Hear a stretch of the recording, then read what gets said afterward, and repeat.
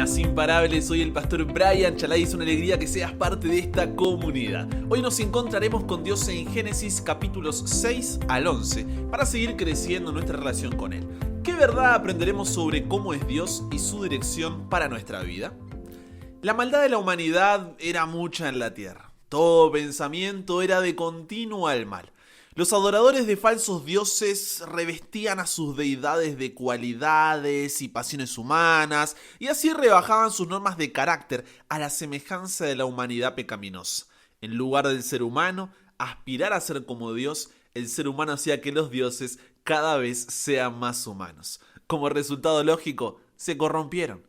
Cuando en Génesis capítulo 6, versículo 2 habla de los hijos de Dios y las hijas de los hombres, no hace referencia a una unión sexual entre ángeles y seres humanos como varios afirman, no. Esto por dos razones. La primera es porque en Génesis capítulo 6, versículo 3, dice que el castigo que pronto sobrevendría se debió a los pecados de seres humanos. Y la segunda razón la encontramos en Mateo capítulo 22, versículo 30, donde afirma que los ángeles no se casan. ¿Quiénes eran entonces estos dos grupos identificados como hijos de Dios e hijas de los hombres? Los hijos de Dios son los descendientes de Set que adoraban al Dios verdadero. Por otro lado, las hijas de los hombres son los descendientes de Caín que adoraban falsos dioses. Tenemos así estos dos grupos, ¿no? Entonces, cuando se comienzan a mezclar, todo se empezó a venir abajo. ¿Por qué? Porque Dios es un Dios santo. Y parte de lo que involucra esa santidad es la separación entre el pecado y su perfección.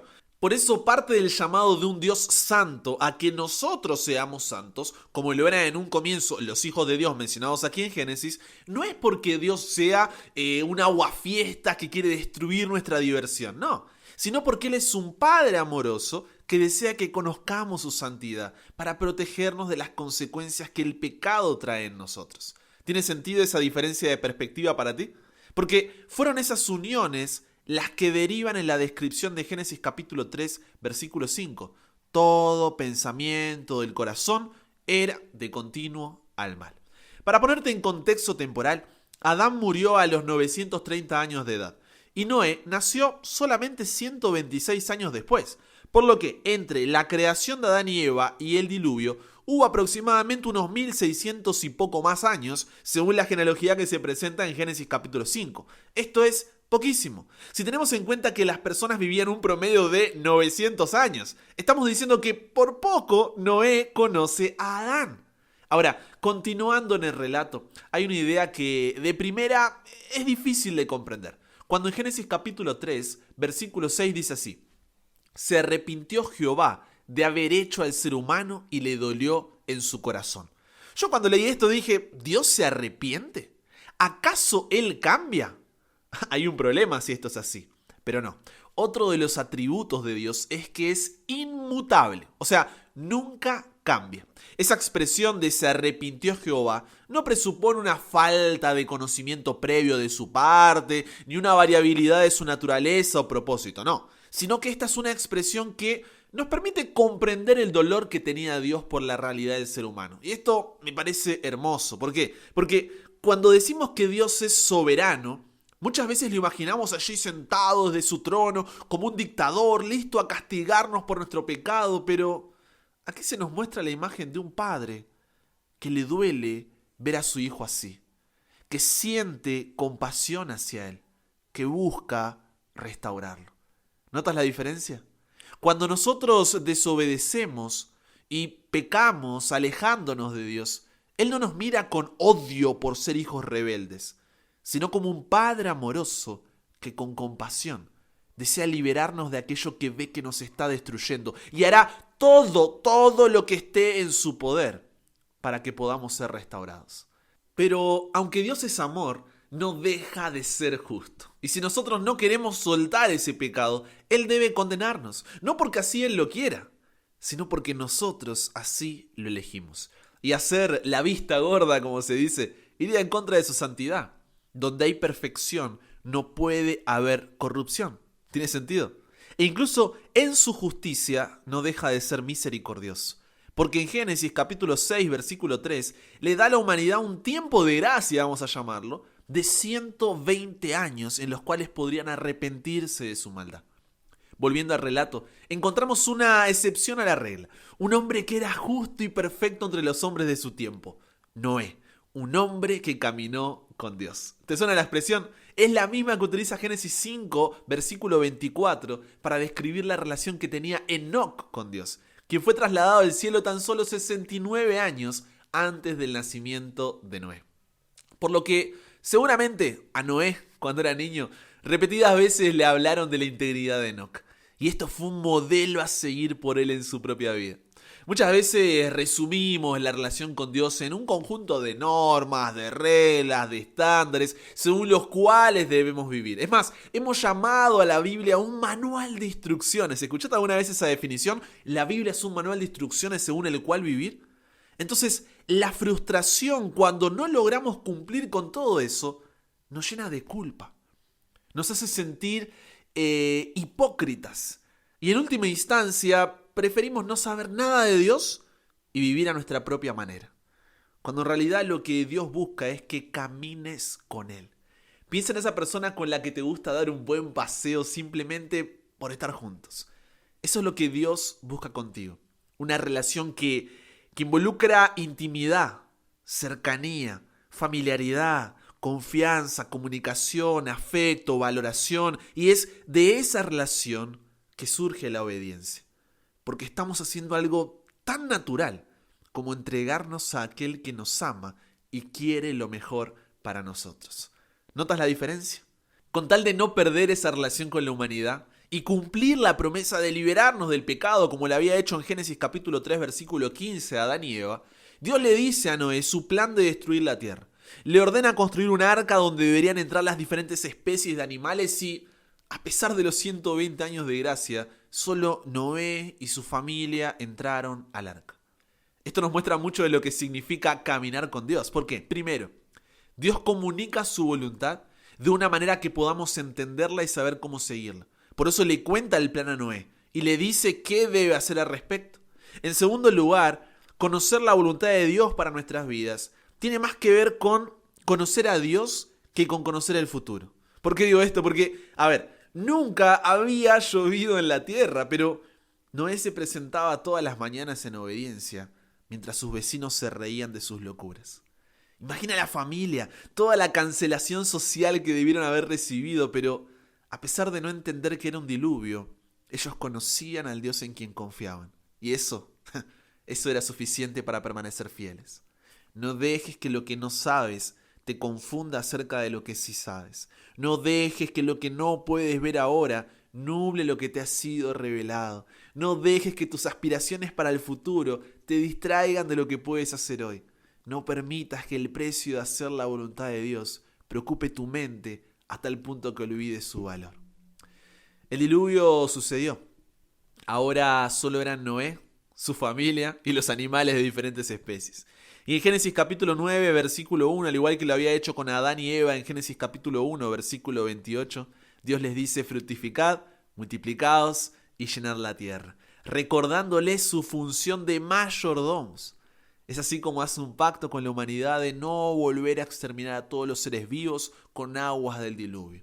Y lo que en el presente en nuestra sociedad es símbolo de la diversidad e inclusividad, de esperanza y anhelo de diferentes orientaciones sexuales e identidades de género, Dios en realidad dio ese arco iris en las nubes como señal de su fidelidad.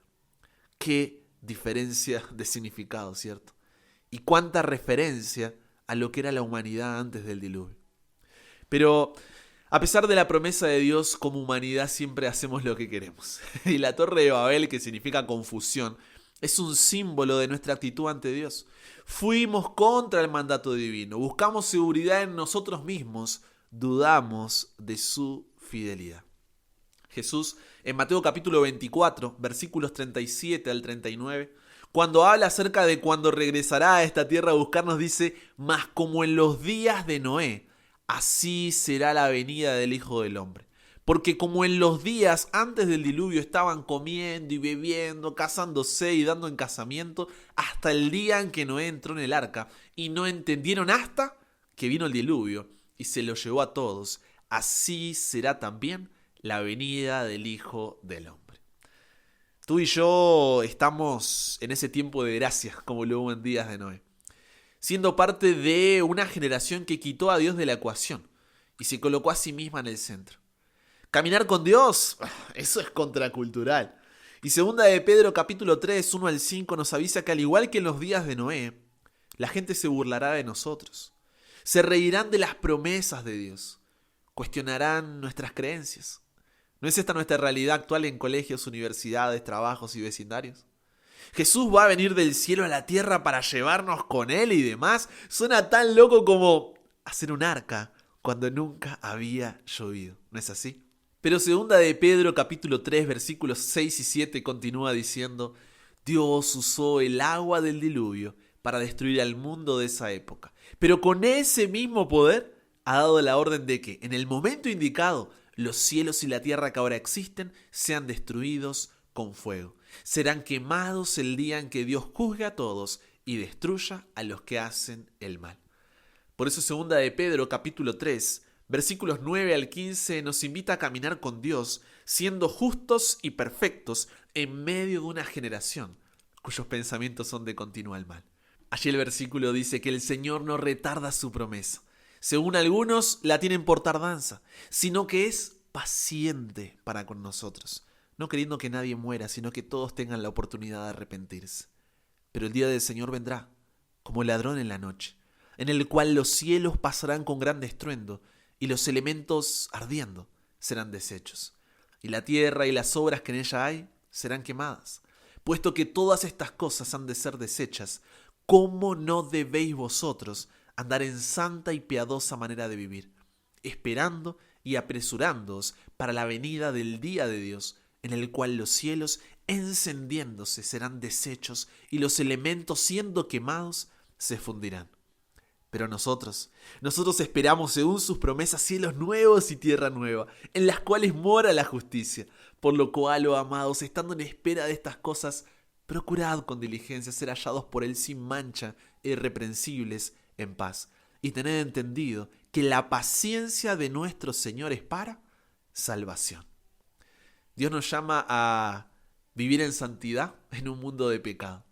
No porque sea un aguafiestas que quiere destruir nuestra diversión, sino porque es un Padre amoroso que desea que conozcamos su santidad para protegernos de las consecuencias que el pecado trae en nosotros. No te mira con odio desde su trono dictador, deseoso de destruirte por tu pecado, no. Es un Padre amoroso que con compasión desea liberarnos de aquello que ve que nos está destruyendo y hará todo lo que esté en su poder para que podamos ser restaurados. Pero aunque Dios es amor, no deja de ser justo. Y si no queremos soltar ese pecado, Él debe condenarnos. No porque así Él lo quiera, sino porque nosotros así lo elegimos. Y hacer la vista gorda iría en contra de su santidad, porque donde hay perfección no puede haber corrupción. Imparable, al igual que lo hizo con Noé, Dios nos comunica y revela su plan. En Malaquías capítulo 4, versículo 1 dice: el día del juicio se acerca, ardiente como un horno. En aquel día el arrogante y el perverso serán quemados como paja, serán consumidos desde las raíces hasta las ramas. Y esto no te lo digo para que tu obediencia sea motivada por el miedo. Ay, no quiero ser castigado, entonces voy a obedecer. O no quiero estar allí aquel día porque... No, sino para que puedas ver a un Padre de amor y misericordia que, aunque por nuestro pecado es eso lo que merecemos, Él nos extiende su gracia. Nos da la oportunidad de arrepentirnos, no como una excusa para seguir cayendo, sino como una razón para levantarnos y ser una generación que, al igual que Noé y su familia, sean contraculturales. Una generación que le entreguen por completo su voluntad a Dios. Una generación que no deja que lo que no sabe la confunda acerca de lo que sí sabe. Una generación que no deja que lo que no puede ver ahora nuble lo que le ha sido revelado. Una generación que sus aspiraciones para el futuro no sean una distracción en lo que pueden hacer hoy. Una distracción que no permite que el precio de hacer la voluntad de Dios preocupe su mente a tal punto que olvide su valor. Porque el día del Señor vendrá y no tardará. La pregunta es, ¿aceptaremos ese amor, gracia y misericordia de Dios para estar dentro del arca? ¿O nos quedaremos afuera, sin poder disfrutar lo que Dios tiene preparado para nosotros? Y con eso llegamos al final. Recuerda estudiar los capítulos del día antes de escuchar el episodio. Este no busca reemplazar tu estudio personal, sino enriquecerlo. Comparte con otros lo que aprendiste hoy. Súmate a la comunidad en WhatsApp totalmente gratis si todavía no lo has hecho, para recibir una notificación en tu celular cada mañana, escuchar los episodios sin conexión, recibir material extra, hacer tus preguntas, acceder a contenido exclusivo, y te espero en el siguiente para que nunca pares de aprender y nunca pares de crecer. ¿Por qué? Porque hasta el cielo no paramos.